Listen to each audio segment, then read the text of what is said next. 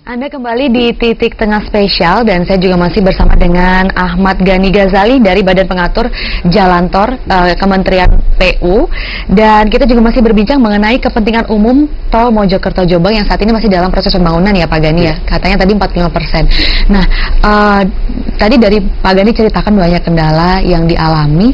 Sebenarnya apa sih keuntungannya yang nantinya akan diperoleh masyarakat itu ketika tol ini sudah dibangun? Jadi nantinya supaya masyarakat mengetahui bahwa banyak keuntungan nih, jadi nanti mungkin rela melepaskan lahan begitu.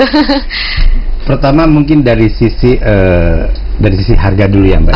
Banyak sekali yang masyarakat yang mempertanyakan kok harganya lebih rendah daripada harapan. Memang kita itu menggunakan appraisal, tim penilai yang independen untuk menilai berapa sih nilai daripada tanah tuh tersebut di masing-masing tempat gitu ya. Ya, ini sangat independen dia itu, menghitungnya berdasarkan tadi NJOP ya, dari pajak, kemudian juga dari harga pasar, harga sosial dan lain sebagainya. Itu harga yang menjadi ketetapan untuk diberikan sebagai pengganti kepada masyarakat. Kalau diharapkan lebih dari itu, kita agak kesulitan, pemerintah agak kesulitan. Bukan berarti tidak mau membayar, tidak. Karena memang harga yang wajarnya seperti itu gitu. Harganya seperti itu dan tidak ada dasar supaya bisa lebih tinggi kecuali daripada keinginan-keinginan. Itu salah satu pertama gitu ya. Yang kedua dari sisi ekonomi secara umum. Memang jalan tol ini merupakan jalan nasional, di mana jalan nasional itu merupakan untuk memacu peningkatan ekonomi nasional, tidak lokal gitu, tidak hanya satu tempat saja gitu. Bagaimana kita melihat bahwa pertumbuhan satu wilayah secara regional yang lebih besar, katakanlah Provinsi Jatim atau Kabupaten Jombang atau kabupaten yang lain-lain itu akan meningkat tajam gitu dengan adanya prasarana jalan. Tidak hanya jalan tol, jalan yang lain pun akan memicu seperti itu gitu. Nah, ini kita dari sisi kepentingan atau kepentingan ekonomi regional. Untuk kepentingan masyarakat memang kita sangat mengharapkan gitu bahwa mereka mau untuk melepaskan harga sesuai dengan appraisal, sesuai dengan harga penilaian. Kalau menurut masyarakat yang terbebaskan tadi adalah masih dinilai kurang, itu ada mekanismenya untuk mengajukan keberatan. Gitu. Sehingga mengajukan keberatan ini tentu saja melalui jalur resmi ke institusi atau ke pemerintahan lokal, apa itu kabupaten maupun ke provinsi.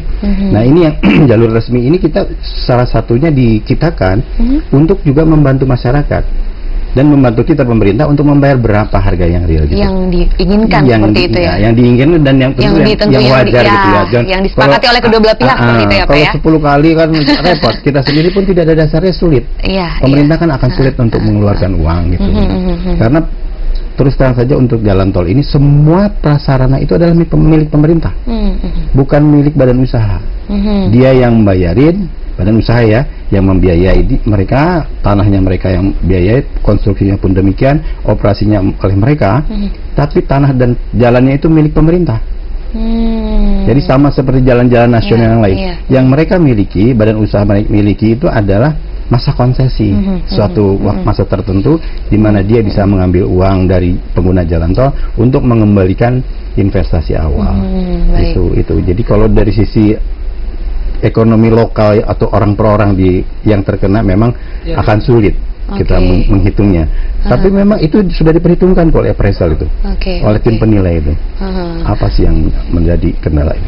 Nah, itu dari segi kendala dan yang dihadapi gitu ya. Tapi dari informasi yang kami peroleh, proyek ini diyakini memiliki manfaat untuk secara nasional dan juga regional. Dapat mempercepat distribusi barang jasa di Jombang. Itu bisa Bapak jelaskan? Betul.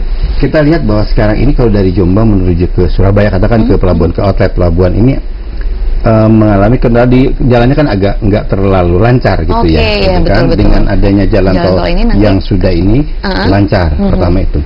Yang kedua adalah di pengalaman kita pemerintah itu pada saat ada jalan prasarana yang cukup lancar, itu perkembangan daerah itu luar biasa. Kita lihat di wilayah-wilayah lain di Jakarta, bagaimana Bekasi, Cikarang maupun Kabupaten Kerawang di sepanjang jalan Jakarta Cikampek itu berkembang luar biasa.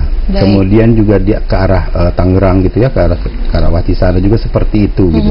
Nah ini yang coba kita lihat nanti, tapi tidak langsung sekarang begitu jalan itu jadi gitu ya. Tapi kalau nanti akan terlihat dengan sendirinya gitu ya Pak ya. Itu, nah ini juga kita meminta kepada pemerintah daerah untuk memotivasi investor-investor di bidang industri, di bidang real estate untuk juga bisa mengembangkan wilayahnya. Gitu. Oke, nah jadi jika dikaitkan dengan kepentingan Jawa Timur begitu, nilai strategis apa yang dapat diperoleh dari Jombang, dari khususnya kota dan Kabupaten Jombang dan juga Mojokerto terkait pembangunan tol ini? Untuk Provinsi Jawa Timur, itu tadi bahwa Jawa Timur tidak semua berkumpul atau itu di Surabaya, bisa saja disebarkan. Kawasan industri di sana, kawasan perkebunan di mana, kawasan ini di mana, semua bisa outletnya menggunakan Surabaya, pelabuhan di Surabaya ini gitu. Nah ini untuk pengembangan wilayahnya juga bisa seperti itu.